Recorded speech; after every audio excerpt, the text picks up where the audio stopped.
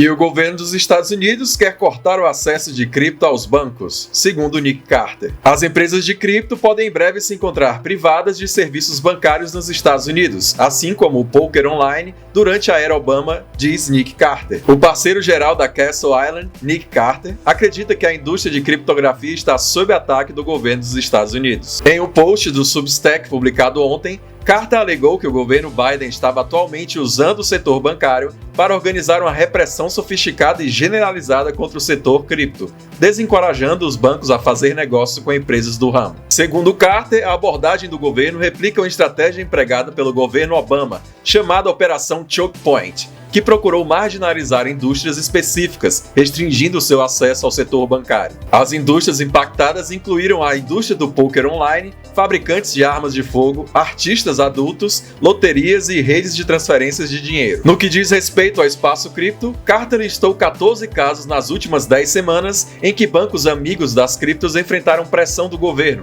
ou optaram por parar de prestar serviços a empresas de cripto. Ele alegou que membros influentes do Congresso, do Federal Reserve, da FDIC, do Escritório da Controladoria da Moeda, do Departamento de Justiça estavam envolvidos no que ele chamou de Operação Choke Point 2.0. Entre esses eventos, destacam-se declarações do Fed, do FDIC, do OCC e o Conselho Econômico Nacional desencoraja fortemente os bancos de manter criptos ou lidar com clientes de criptos com base em segurança e solidez. O governo americano estaria então punindo a indústria cripto ao invés de criar regulações claras para ela. Mas por que ele faria isso? Em teoria, porque as criptomoedas seriam uma ameaça direta ao sistema financeiro atual, o sistema Fiat. Nesse vídeo, Adan B Levine, CEO de 2 empresas no mercado cripto e host do podcast Markets Daily, explica um pouco sobre isso. What it really comes down to is that Bitcoin and cryptocurrency represents a threat to the US dollar. It doesn't represent a threat in the short term. It represents an existential threat in the more medium term when the US dollar inevitably has to restart its system because the way that things are going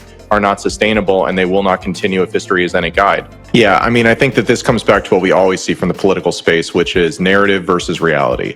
The narrative is that the SEC's role is to protect investors. The reality is that if they wanted to protect investors, they would have given us rules that would have been tailored to the technology rather than just trying to essentially use rules that they don't have to explain or justify to anybody because they were already passed for other purposes. E ao que tudo indica, todo esse ataque tem sido orquestrado, tendo a senadora Elizabeth Warren e o presidente da SEC Gary Gensler, 2 inimigos conhecidos do mercado cripto, chegando ao cúmulo de trocar e-mails antes de um testemunho no Senado, onde todas as perguntas e respostas já foram pré-determinadas. All right, a bombshell report tonight about how Elizabeth Warren, Senator Elizabeth Warren, and her office coordinated testimony with the Security and Exchange Commission ahead of a Senate hearing. The Heritage Foundation Oversight Project, of which I'm associated, through a FOIA request, obtained emails from Warren's office to the office of Chairman Gary Gensler 2 days before his Senate testimony back in September of 2021. The email from Warren's economic policy advisor includes a list of questions. Get this, a list of questions that Senator Warren planned to ask, along with suggested answers for the chairman of the SEC. The advisor also wrote, quote, "Let me know if you're okay with the questions as currently written." 2 days later, she sent a follow-up, quote, "Let me know if it's looking like the chair has any issue with the framing of the questions. Definitely don't want to put him in a tough spot," end quote.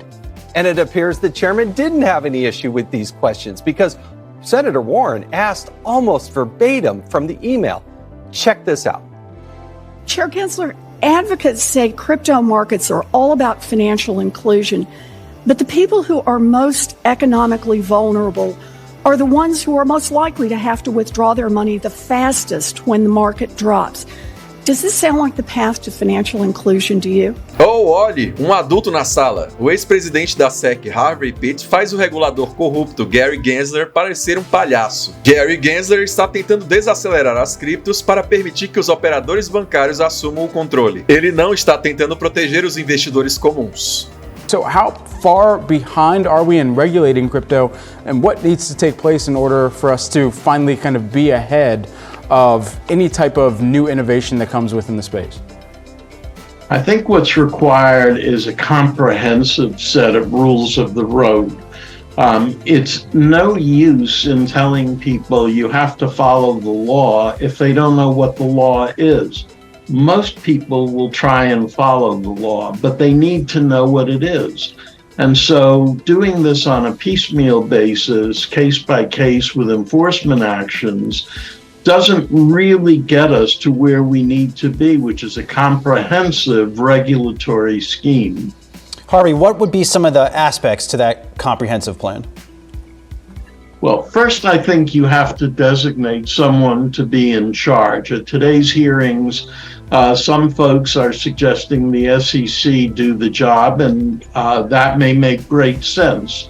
But whoever does it has to sit down and come up with rules of the road that explain everything from how you offer interests in these marketplaces, how you protect investors, how you verify assets and make sure that people are not being scammed.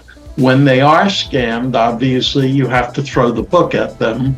But you need a book first, and that's what's missing right now. E por hoje é isso, pessoal. Deixa o like, se inscreve, comenta, compartilha. E a gente se vê no próximo. Valeu! だがなおとはたとえどんなことがあっても自分が機動刑事地盤であると名乗ることはできないのだ。